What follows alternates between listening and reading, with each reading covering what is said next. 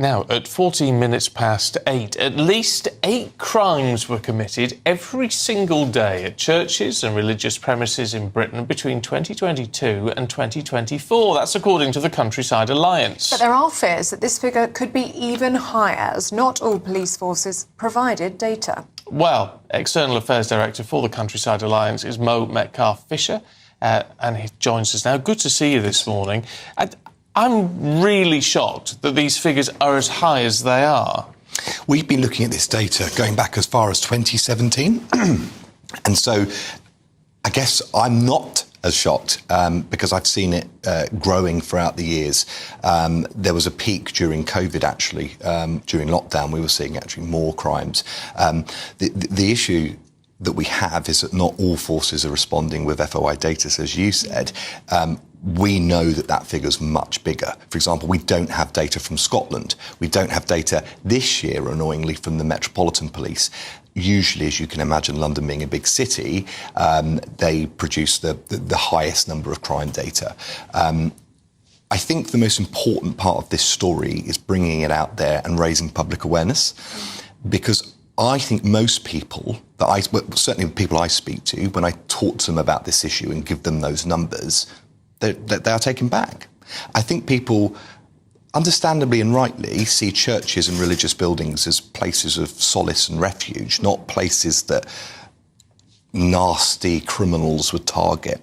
But actually, I think we've got to think like that now. You know, we've got to think of churches as vulnerable, and these figures clearly show that they are. And so, trying to get the public to see that they have an active role to play as well in helping us fight back and helping those churches fight back. It doesn't matter what your faith is, faith or none.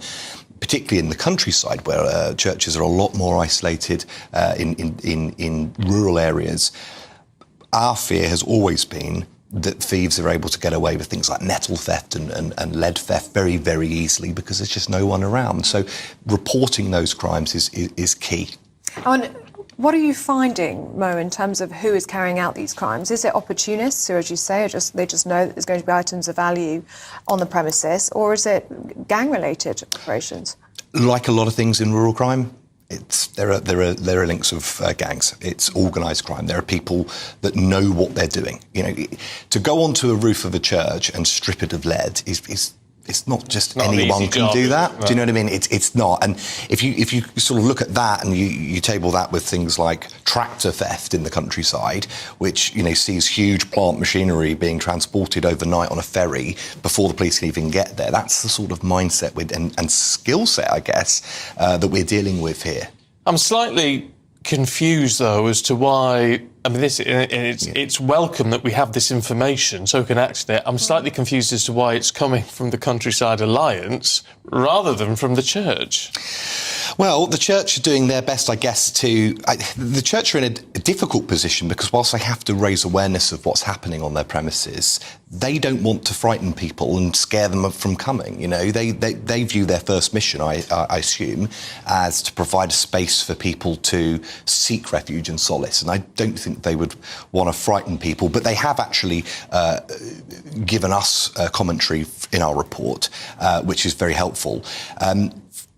From the Countryside Alliance's perspective, it's one of those stories that has come across our desk time and time again, anecdotally, in reference mainly to village churches being robbed and stripped of their assets and, you know, as I say, the roofs removed.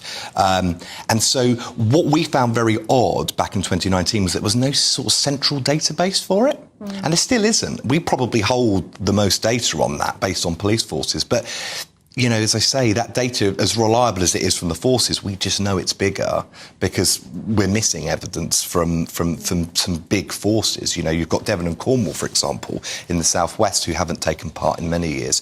So if you cross-check that with the newspaper archives, then you'll see that there are clearly crimes that are going unreported in our database. So that's why the Countryside Alliance, working with the National Rural Crime Network, are bringing attention to this, because we feel it's those rural churches that are probably most at risk, because they're the ones that don't have the obvious security and don't have the ever-watchful eye of the public in the same way that one in central London might have. Well, thank you for raising awareness on it, Mo. Metcalf-Fisher, who's from the Countryside Alliance. Thank you very much. Really important to talk about.